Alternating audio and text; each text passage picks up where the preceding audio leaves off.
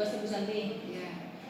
Saya kan lagi sedang ikut pelatihan inklusi tingkat mahir. Nah terus banyak tugas nih Bu San. Banyak tugas. Nah kebetulan di tugas tema 2 ini saya mendapat tugas tentang identifikasi anak berkebutuhan khusus.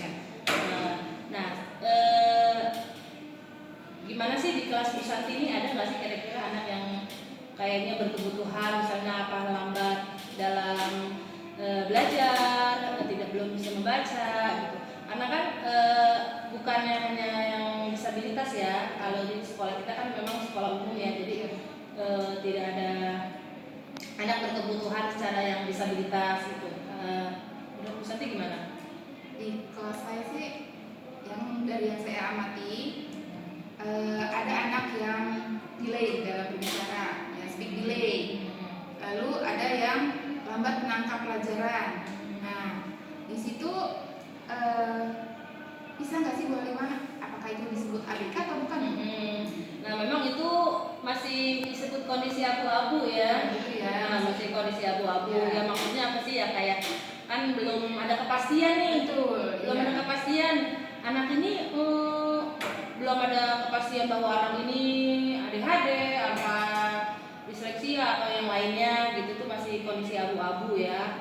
Karena itu guru juga sering merasa kesulitan ya. Betul Sering merasa kesulitan dalam menangani anak tersebut. Ya, apalagi di sekolah SD ya, apalagi negeri kan ya Bu, kita belum ada pendamping khusus seperti guru BK ya. Kalau di swasta biasanya sudah banyak ya. Tapi di sini biasanya ditangani sama gurunya sendiri langsung. Betul.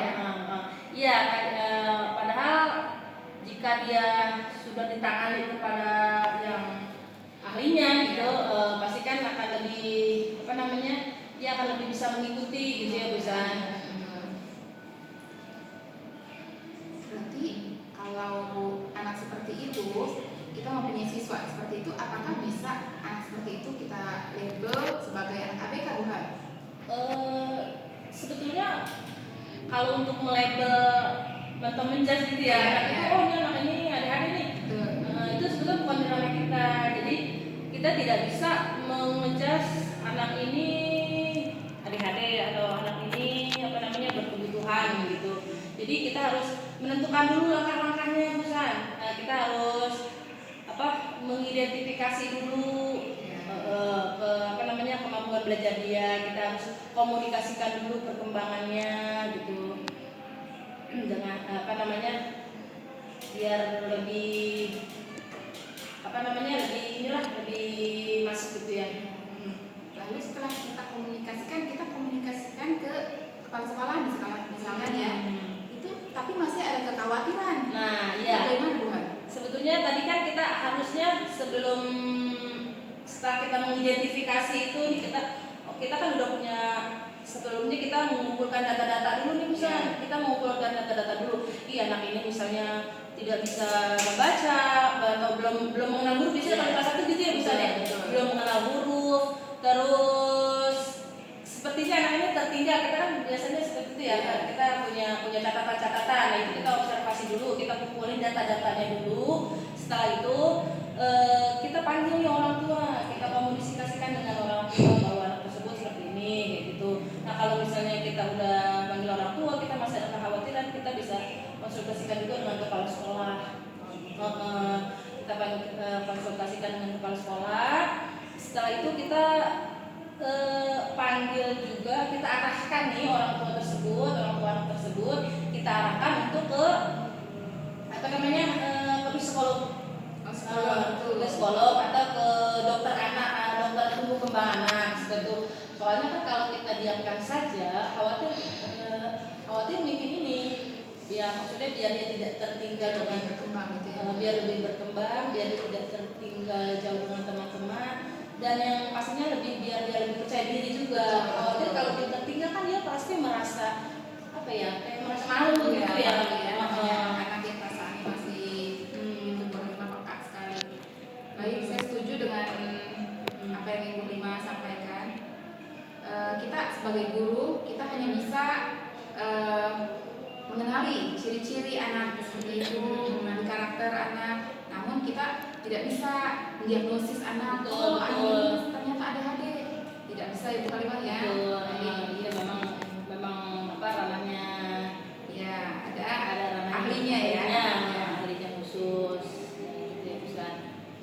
Terus gimana nih Busan, untuk apa namanya penjelasannya gitu, sekarang apa namanya umpan baliknya lah gitu, udah kira-kira dari Busan udah ini belum, udah paham belum sih misalnya anak yang sesuai tadi dijelaskan itu. Ya, kita itu sebagai guru tidak bisa mendiagnosis langsung ya Bu Halimah ya. Lalu setelah Bu Halimah sampaikan seperti ini, ternyata ada anak-anak yang ABK namun dia sebenarnya ABK yang istimewa ya Bu Halimah ya. Ternyata walaupun ABK mereka juga mempunyai kemampuan yang mempunyai hak yang lebih sama ya. juga. Iya, mempunyai hak yang sama juga. Jadi saya setuju apa yang Bu Halimah sampaikan.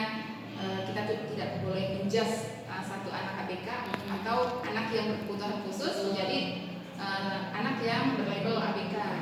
Ya, alhamdulillah saya paham apa yang Bu Halimah sampaikan. Saya jadi apa? Jadi tahu apa sih ABK itu sebenarnya. Sebetulnya memang dari ABK itu banyak kacangnya juga ya. Ya udah, kalau sudah mengerti, saya juga terima kasih banyak Bu Santi. Sama-sama Bu Halimah, waktunya sudah memaparkan apa yang disampaikan. Alhamdulillah saya menjadi paham ya Bu Halimah ya. Oke, makasih banyak ya Bu Santi ya. Nah, Sama-sama, silakan Bu Halimah.